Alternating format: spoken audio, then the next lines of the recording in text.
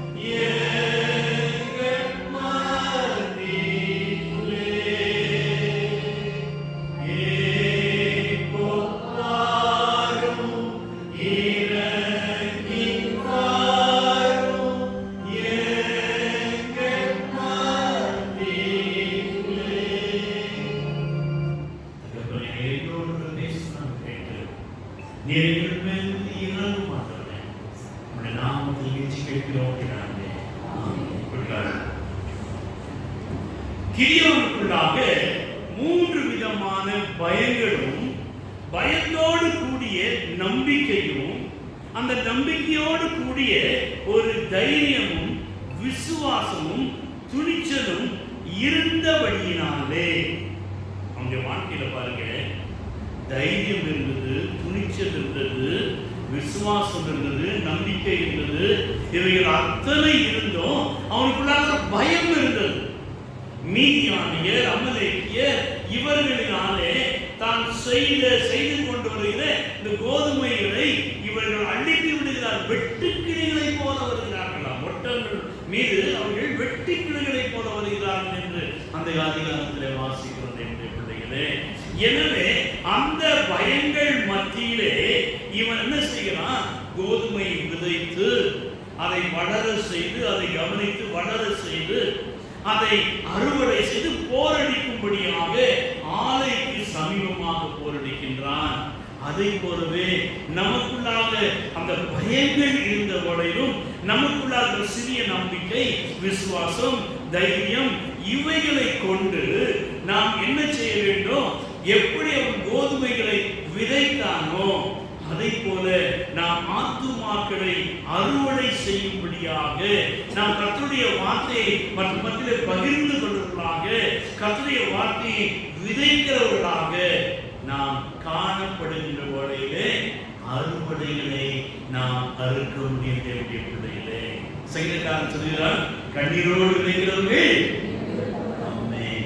கண்ணீரோடு விதைப்பது என்றால் ஜெபிப்பது, மற்றவருக்கு சுவிசேஷத்தை அறிவிப்பது, மற்றவருக்காக காத்திருப்பது, மற்றவருக்கு உதவி செய்வது, இவைகள் அனைத்துமே அது கண்ணீரோடு விதைக்கிற ஒரு காரியமாக இருக்கிறது.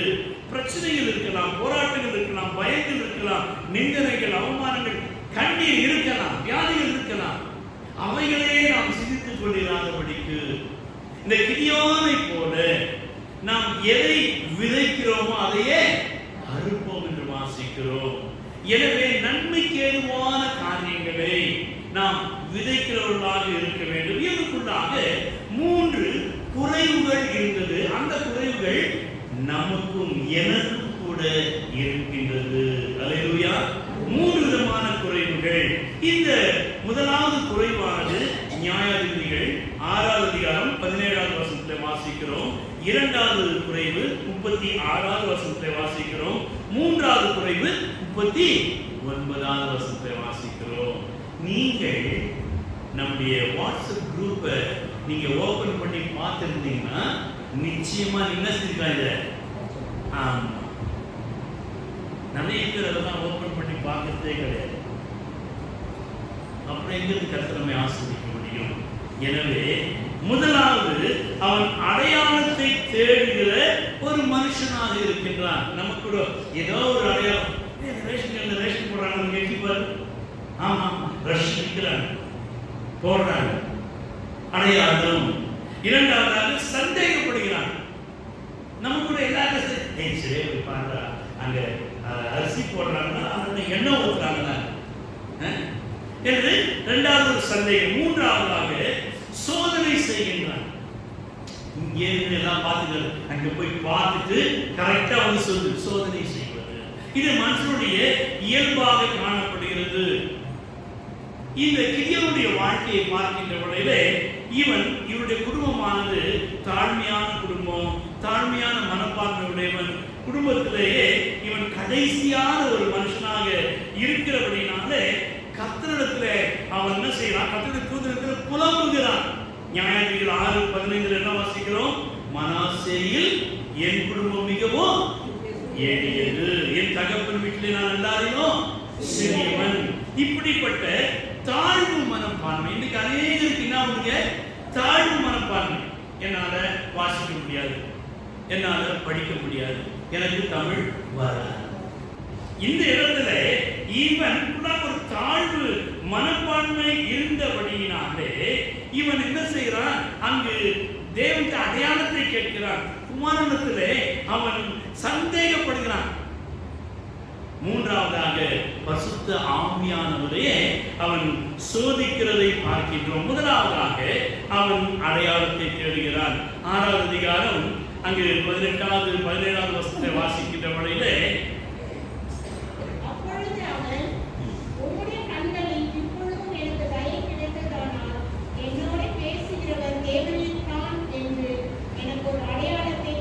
ஒரு அடையாளத்தை காட்ட வேண்டும். போதுமா?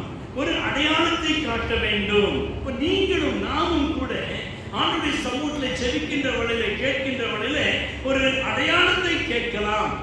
ஆனால் அந்த அடையாளத்தை கேட்க இந்த கிதியோன் என்ன செய்கிறார் என்றால், நான் உம்மிடத்துக்கு என் காணிக்கையை கொண்டு வருகிறேன். என்ன காணிக்கை?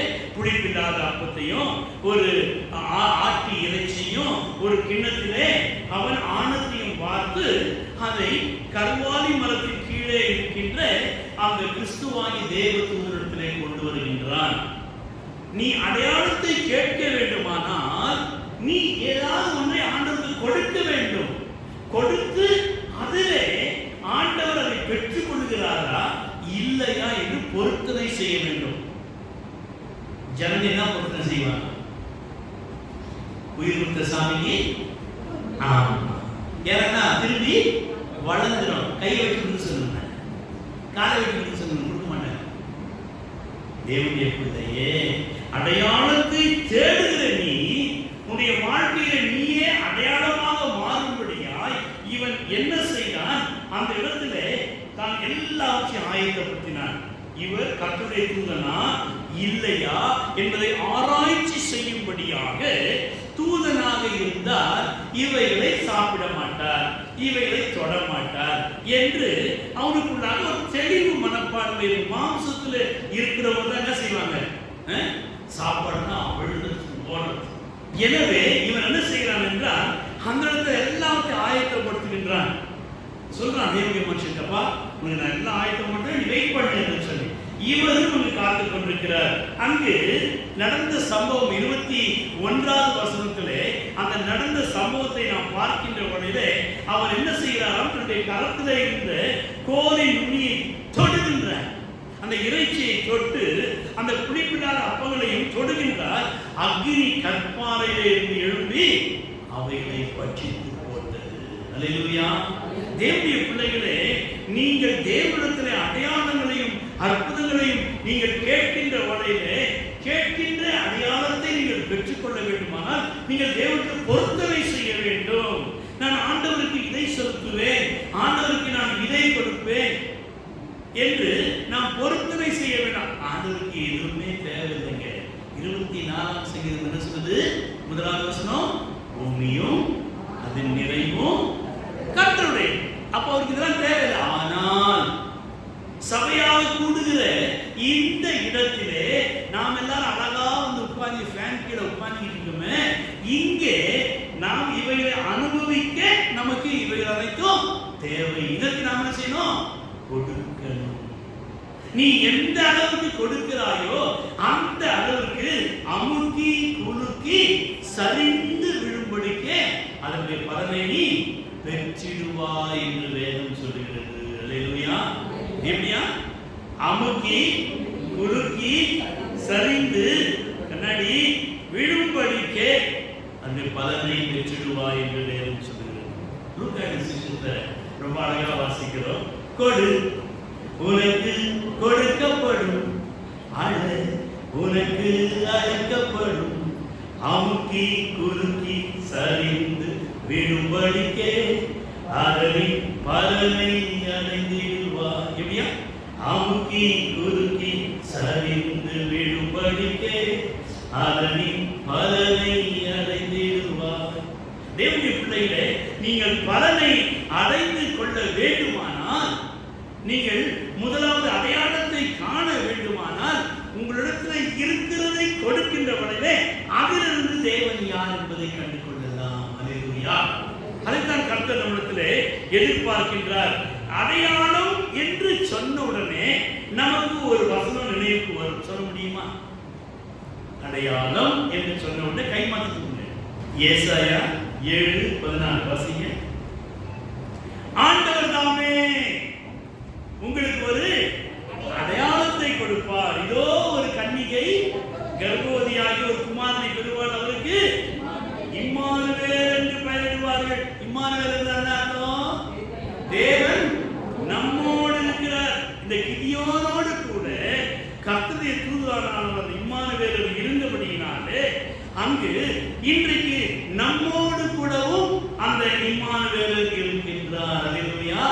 அதான் அடையாளம். That is the only sign. என்னோடு கூட இம்மானுவேல் இருக்கின்றார்.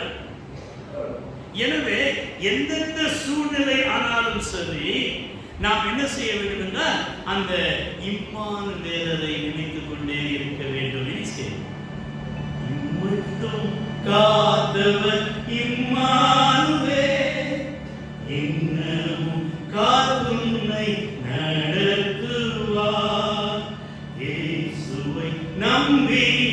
மாண்டதில்லை. என்னென்ன துன்பங்கள் நேரிட்டாலும் சிங்கத்தின் வாயின்று ரட்சிப்பார். பங்கம் வராதுன்னை ஆதரிப்பார். நெஞ்சமே நீ அஞ்சிடாதே, நம்பினாரை கிருபை சூழ்ந்திடுதே. இம்மட்டும் காத்தவர் இம்மானுவேல், இன்னமும் காத்துன்னை நடத்துவார். இம்மட்டும் காத்தவர் இம்மானுவேல், இன்னமும் காத்துன்னை நடத்துவார். யாருக்கு? விசுவாசத்தால் நீதிமான் பிழைப்பார். வறட்சி மிகுந்த காலத்திலும் பக்தர் பலரு பாத்திசத்திலே கர்த்தர் தாம் நேர்பதால் அசைந்திடார். இந்த இம்மானுவேல் நினைச்சா பயத்தின் அடையாளம். அல்லேலூயா, அல்லேலூயா. எனவே தேவனுடைய பிள்ளைகளே, முதலாவது நமக்கு ஒரு அடையாளத்தை கிதியோன் கேட்கின்றான். அதற்காக அவன் கொடுக்கின்றான். ஆனா அந்த தேவனுடைய மனிதன் தொடக்கூட இல்லாம அவன் தன்னுடைய கட்டையில குச்சியில வச்சு தொட்டு அந்த அக்கினியில ஏறி கடந்து செல்கின்றான். எனவே தேவனுடைய பிள்ளைகளே, உங்களுடைய வாழ்க்கையில அடையாளத்தை கர்த்தர் கொடுத்திருக்கிறார். அவர்தான் இம்மானுவேல். அவர் உங்களோடு கூட இருக்கிறார். உங்களை விட்டு விலகுவதும் இல்லை, உங்களை கைவிடுவதும் இல்லை. உங்களை பெயர் சொல்லி அழைத்திருக்கிறார். ஏசாயாவில் வாசிக்கிறோம். இரண்டாவதாக அவனுக்குள்ளாக என்னங்க?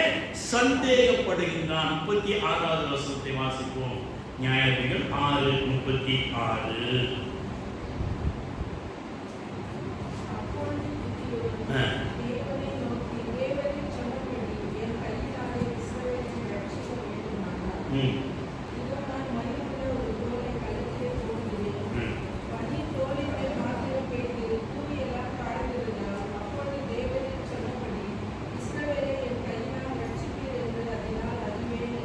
அவனுடைய சந்தேகம் பாருங்க.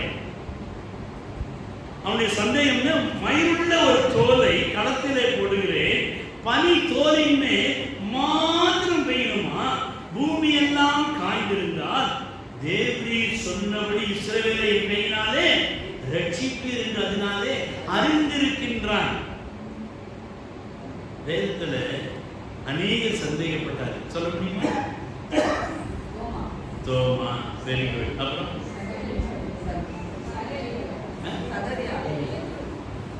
பேதுரு, வெரி குட். சகரியா, வெரி குட். எனவே தேவனுடைய பிள்ளைகளே அநேகர் சந்தேகப்பட்டாங்க. ஏன் நம்ம நம்பியா? நமக்கு என்ன ஒண்ணு சந்தேகம். அதை சொல்ற சந்தேக பிசாசம் என்னன்னா, ஜனங்கள் சொல்றாங்க சந்தேக பிசாசம் அவங்க மேல இருக்குது. இவன் மேல என்ன இருக்குது? அவன் மேல சந்தேகப்படுற அந்த பிசாசு இவன் மேல இருக்கு, இவன் மேல இருக்கு. அதெல்லாம் பிசாசே இல்லைங்க. அதெல்லாம் நமக்குள்ள அவிசுவாசம், விசுவாச குறைவு, நம்பிக்கை குறைவு. எனவே தேவனுடைய பிள்ளைகளே, சந்தேகப்படுகிறவர்கள் வேதத்தில் எதற்காக அங்கு எழுதப்பட்டிருக்கிறது என்றால், நமக்குள்ளாக அந்த சந்தேகத்துடைய ஆவியை நாம் எடுத்து போட வேண்டும், களைந்து போட வேண்டும் என்று சொல்லி இந்த கிதியோனிடத்திலே 2 விதமான சந்தேகம் இருந்தது. முதலாவது, அவன் என்ன செய்கிறான்? ஒரு மயிருள்ள தோலை அந்த களத்திலே போட்டு பனி தோலின் மேல் மாத்திரம் பெய்யணும், பூமி எங்கும் காய்ந்திருக்க வேண்டும், அப்பொழுதுதான் தேவன் சொன்னபடி நடக்கும் என்று சொல்லி தேவனிடத்திலே அவன் தன்னுடைய சந்தேகத்தை அடையாளமாக வெளிப்படுத்த கேட்கிறான். அடையாளம் கேட்கிறான், சந்தேகத்தை நீ சரி பண்ணி கொடுப்பா என்று சொல்லி. இதற்காக இவன் என்ன செய்திருப்பான் என்றால், அது அங்கு ஒரு மயிருள்ள தோல் என்று சொல்லுகின்ற வகையிலே அது கிதியோன் தான். கிதியோனே இரவெல்லாம் களத்திலே போய் நின்று இருப்பான். அங்கு நின்று தன்னையே அவன் அர்ப்பணிக்கின்றான். மயிருள்ள தோல் என்பது மனிதன். இவன் இரவு முழுதுமாக குளிரிலே வெளியிலே அவன் நின்று கொண்டிருக்கின்றான். அந்த பனியானது இரவு முழுதுமாக அவன் மீது மாத்திரம் இறங்குகிறது.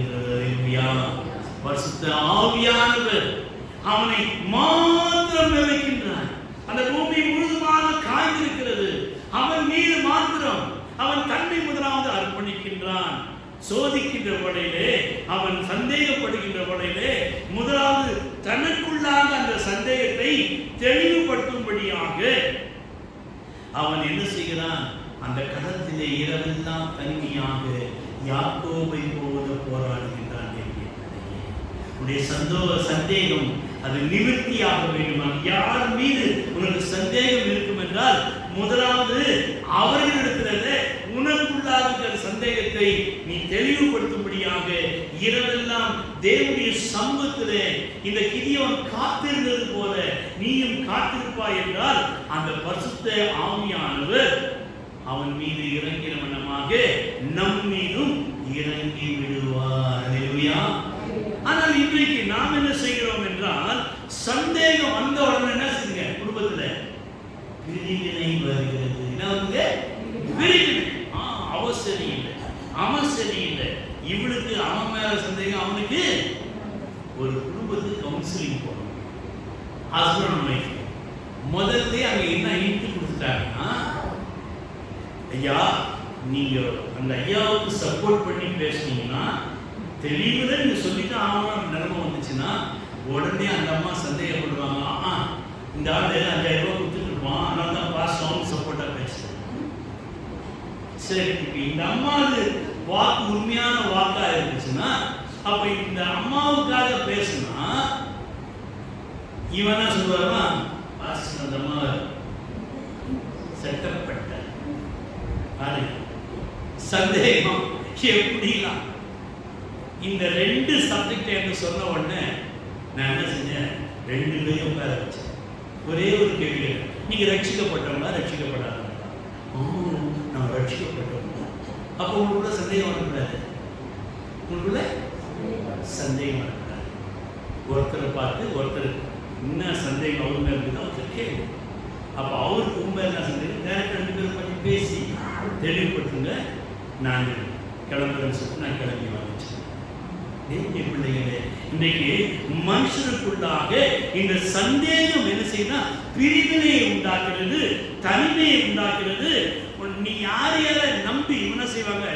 அந்த குறிப்பிட்ட நபரை சந்தேகித்து வேற இடம் போயிடுவாங்க. அவங்க அம்மா வீட்டுக்கோ எங்கேயோ போயிடுவாங்க. அப்படி அந்த மனுஷன் போனாலும் சரி, அந்த சகோதரி போனாலும் சரி, அங்க போய் இருக்கின்ற வகையில அங்க கொஞ்ச நாள் தான் விருந்தும் மருந்தும் சொல்லுங்க. நான் பின்ன இந்த பைபிள் வசனம் உங்களுக்கு நல்ல கரெக்டாக ஞாபகம் இல்லை.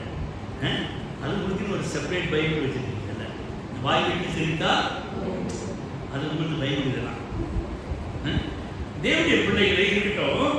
இந்த இடத்துல இந்த 3 நாள் 4 நாள் 3 வருஷம் மிஞ்சினா 3 வருஷம் தான். அதுக்கப்புறம் இந்த பொம்பளை இங்கேயே உட்காரு, இந்த ஆடு இங்கேயே உட்காரு, எங்களுக்கு கெடுக்கிறதுக்கு குடும்பத்துக்கு அவமானத்துக்கு வந்துட்டாங்கன்னு சொல்லி கேவலமாக பேச ஆரம்பிப்பார்கள்.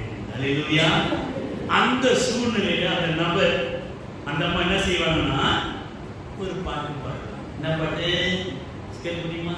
தனிமையின் பாதையில் தகப்பனே உந்தோடி சுமந்ததை நான் மறப்பேனோ,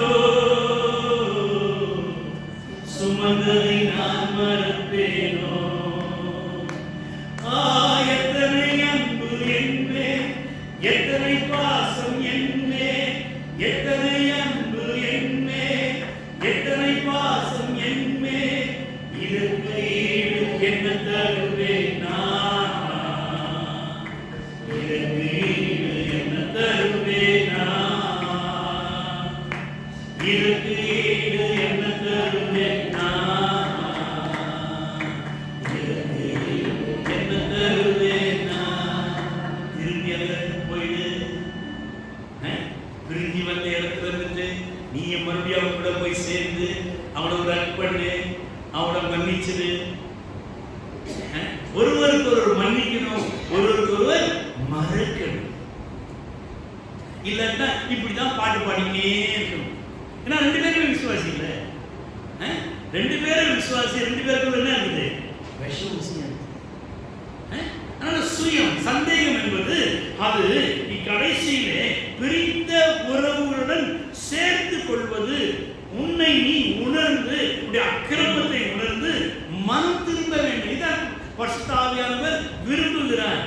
அந்த இரவிலே பரிசுத்த ஆவியானவர் கிதியோன் மீது இறங்குகிறார்.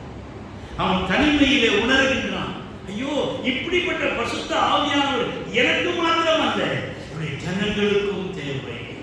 என்னோடு கூட ஒரு கூட்ட ஜனங்கள் எழுந்து மீதியானுக்கு விரோதமாக கடந்து செல்ல வேண்டுமானால் அந்த ஜனங்கள் மீதும் பரிசுத்த ஆவியானவர் இறங்க வேண்டியது மிக அவசியமாக இருக்கிறது என்று சொல்லி, மூன்றாவதாக 39வது வசனத்திலே அவன் ஒரு சோதனை செய்கின்றான். கேட்கிறான், ஆண்டவரே இன்னும் ஒரு சோதனை செய்யட்டுமா? அந்த சந்தேகமானது அது முதிர்ச்சியாகி அது சோதிக்க முற்படுகின்றது. எனவே இன்றைக்கு சோதனை மனுஷருக்கு வேதனையை தான் தரும், அது சந்தோஷத்தை தராது. சோதனையானது அக்கினியினாலே அது சோதிக்கப்பட வேண்டும் என்று சொல்லி வேதம் சொல்லுகிறது தேவனுடைய பிள்ளைகளே. எனவே முதலாவது சந்தேகம் தன்னை தானே சந்தேகிப்பது, இரண்டாவது அது தேவனை சந்தேகிக்கின்றான். எனவே அவன் சொல்லுகிறான், இன்னும் ஒரு முறை, இன்னும் ஒரு விஷயம் நான் தேவனிடத்திலே பேசுகிறேன் என்று சொல்லி இப்பொழுது சொல்லுகிற கேட்கிற ஒரு காரியம் என்ன? இப்பொழுது தோலினாலே சோதனை பண்ணது போல தோல் மாத்திரம் காய்ந்திருக்கணும், பூமி எங்கும் மதிப்பு இருக்க வேண்டும். அல்லேலூயா. இந்த இடத்திலே அவன் என்ன செய்கிறான்? நான் அனுபவித்தேன், என் மீது ஆவியானவர் இறங்கினார், என்னுடைய ஜனங்கள் தூங்கிக் கொண்டிருக்கிறார்கள், என்னுடைய ஜனங்கள் விசுவாசமற்றவர்களாக, நம்பிக்கையற்றவர்களாக, பயமுள்ளவர்களாக அவர்கள் வீட்டிலே தூங்கிக் கொண்டிருக்கிறார்கள். எனவே இந்த ராத்திரி என் மீது இறங்கின அதே ஆவியானவர் நாளை இரவு என்னுடைய ஜனங்கள் மீது, பூமி அனைத்தின் மீது நிறைய வேண்டும் என்று சொல்லி அவன் தேவனிடத்திலே தன்னுடைய சோதனையை வைக்கின்ற வழியிலே அந்த இரவிலே என்ன ஏற்பட்டது?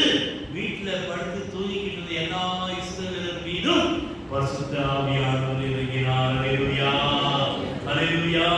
தேவனுடைய பிள்ளையே, உன் மீது பரிசுத்த ஆவியானவர் இறங்கி இடம் கொடுக்கின்ற வழியிலே உன்னுடைய வீட்டிலும் உன்னுடைய குடும்பத்திலும் உன்னுடைய ஜனங்கள் மத்தியிலும் இந்த பரிசுத்த ஆவியானவர் இறங்கும்படியாக அவர் ஆயத்தம் உள்ளவராக இருக்கின்றார். நீ ஒருவனாக ஒருத்தியாக உன்னை அர்ப்பணிக்கின்ற வழியிலே இந்த பரிசுத்த ஆவியானவர் இறங்குவார். பூமி அனைத்தும் அங்கு பனி பெய்திருக்க கட்டளையிடும் என்று சொல்லுகிறார்.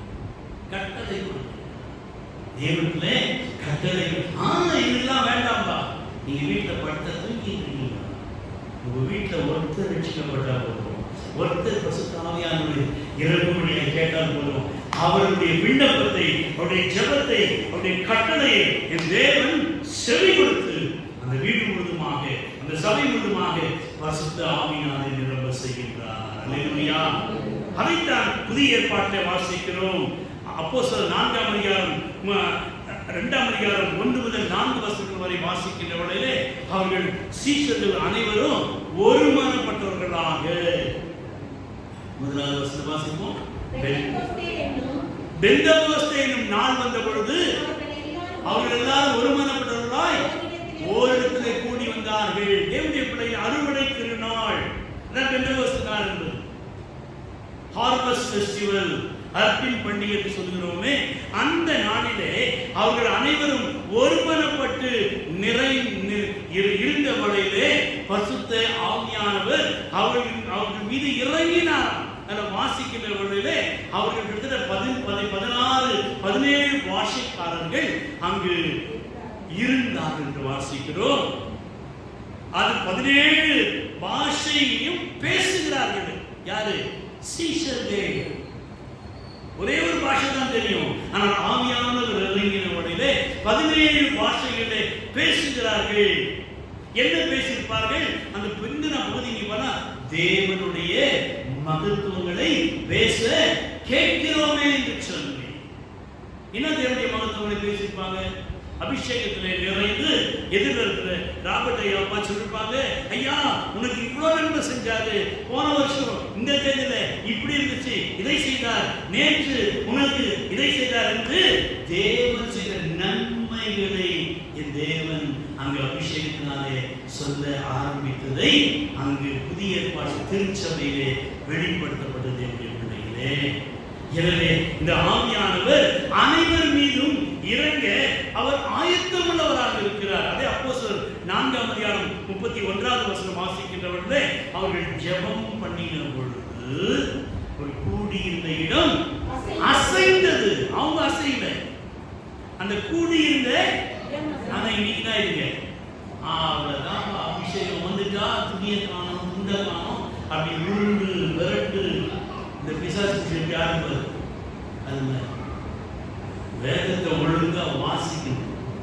உனக்குள்ளாக பரிசுத்தாவில கண்ட்ரோல் உண்டு. நீ அதை கண்ட்ரோல் பண்ண கிருபைகளை வரங்களை தாழ்ந்து ஆண்டவருக்கு கொடுத்திருக்கிறார். அதனால நம்ம பாசிட்டிவ் சரியா நடக்கணும். தேவனுடைய பிள்ளைகளே, பரிசுத்த ஆவியானவர் உன்னையும் என்னையும் அபிஷேகம் பண்ண வருகிறார். அபிஷேகின்ற வழியிலே கூடியிருந்த இடம். ஆமென். இப்போ பிரேமாபி அபிஷேகத்தை நிறைஞ்சி ஜெபம் பண்ணி ஸ்தோத்திரம் பண்ணி அல்லேலூயா பண்ண உடனே எது அசையுமா? கூடியிருந்த திடீர்னு நம்ம வீடு கட்ட ஆரம்பிச்சோம். ஆமென் சொல்லாதீங்க, அவங்க கட்ட போறாங்க, அதுவே சொல்லல. அப்ப நீங்க என்ன சொல்ல போறீங்க? கூடியிருந்த இடம் இன்னும் நீ அபிஷேகம் வந்து உங்க வீடு தானா கட்டப்படும். ஆமென் சொல்லவே சொல்லாதீங்க. நமக்கு எல்லாம் தேவையே இல்லை. நம்ம தான் ஏதோ கேட்டு சிரிச்சுட்டு போறது தான். விசுவாசத்தால் நீதிமான்களே, என்னுடைய பிள்ளைகளே, நீங்க நிறைந்து பாருங்க, நீங்க நிறைந்து பாருங்க. உங்களுடைய ஒவ்வொரு காரியத்தையும் என் தேவன் கட்டாரு. உங்களுடைய வீடு கட்டப்படும், குடும்பம் கட்டப்படும், என்னென்ன காரியங்கள் கட்ட முடியாமல் இருக்கிறதோ அவைகள் ஒவ்வொன்றும் கட்டப்படும். அதே அப்போஸ்தலர் 10:44 என்ன வாசிக்கிறோம்? இந்த வார்த்தைகளை பேதுரு பேசிக் கொண்டிருக்கையில் வசனத்தை யாவர் மேலும் பரிசுத்த ஆவியானவர் இறங்கினார். அல்லேலூயா. வசனத்தை கேட்கணும். ஏதோ நாம் வந்து உட்கார்ந்தோம் சிரிச்சோம் என்றால் அந்த வசனத்தை நீங்கள் கூர்ந்து கவனித்து கேட்கின்ற வழியிலே, நீங்கள் உங்களை ஆயத்தம் பண்ணி இடம் கொடுக்கின்ற வழியிலே பரிசுத்த ஆவியானவர் மீது இறங்குவார். அவர்கள் இறங்கி அங்கு நிரப்பப்படுகின்ற வழியிலே உங்களுடைய வீடு, உங்களுடைய குடும்பம், உங்களுடைய தேவைகள் அது அசைக்கப்படும். ஒவ்வொன்றையும் கர்த்தர் புதிதாக மாற்றுவார். ஆமென். அவர் புதிதாக மாற்றுகின்றவராக இருக்கிறார். ஏனென்றால் நீங்கள் தானே